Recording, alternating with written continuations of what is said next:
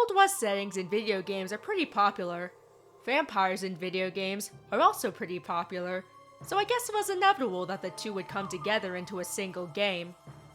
Darkwatch's story opens with Jericho Cross, a gunslinging outlaw who is about to do his last train robbery. However, this is no ordinary train.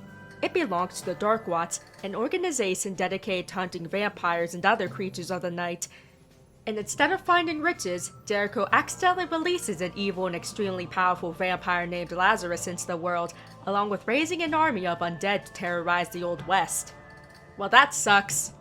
And if that wasn't bad enough, Jericho's been cursed with vampirism.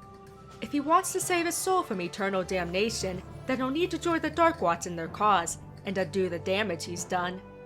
Much of the gameplay is in typical FPS style. You have a variety of weapons you can find at each level, from a more or less normal shotgun to a crossbow that uses exploding bolts. You'll be using these weapons against several kinds of enemies, including sniper zombies and grotesquely alluring banshees. There's nothing all that remarkable about the gameplay in particular, but it feels smooth and exciting to play. One aspect that is unique is the vampiric powers you can unlock. Throughout the game, you'll periodically come across civilians who are afflicted by Lazarus' curse. You are then given two choices: save their souls by releasing them from the curse, which is the good choice, or devour them on the spot, which is the evil choice. Not only will these choices affect the outcome of the story, but they'll also earn you vampire powers that can help you in combat. The good and evil powers are different from one another too, so it's a bit of a different experience for each run. What really makes this game distinct, however, is its style.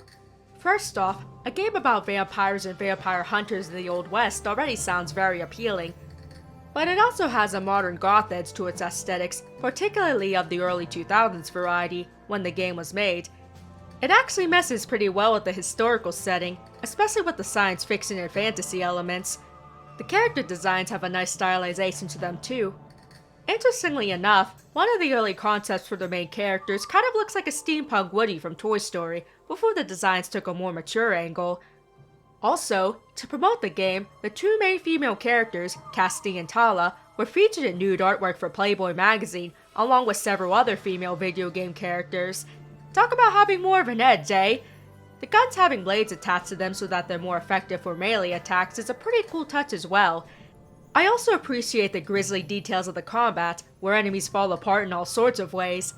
The overall edginess that the game has serves it pretty well, I think. While Darkwatch doesn't have anything too different to offer in terms of gameplay, which I admit I wouldn't necessarily call it a new favorite of mine, its unique style still keeps it memorable to this day.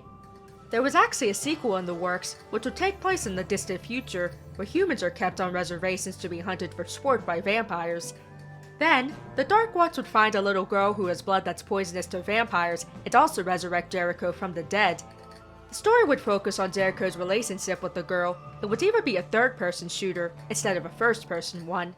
The development team, High Moon Studios, went so far with the idea for a sequel that they had a playable demo made. There were also lots of plans for the future of the Darkwatch series as a whole, where the games would focus on various time periods during the Darkwatch's existence. Unfortunately, these plans would never come to be after High Moon Studios was acquired by Activision Blizzard in 2007. And given the current state of Activision Blizzard, any hope for the future of Darkwatch might as well be non-existent, which is a real shame because there really is a lot of potential for Darkwatch as a series. Then again, given how well Activision Blizzard has been treating their IPs of late, perhaps there's a blessing in disguise here. I can only imagine what kind of corporate-mandated crap would be subbed into the game if a new entry were to be made today. Still, even if Darkwatch won't be seeing the light of day again anytime soon, vampires in the Old West should be more of a thing in games. Personally, I would love to see Red Dead Redemption Undead Nightmare 2, but with vampires instead of zombies, and Arthur Morgan becoming a vampire-hunting vampire. If we can have a fun DLC of a serious game with zombies, then why not vampires? Do it, Rockstar. I dare ya. But for now, we have Darkwatch.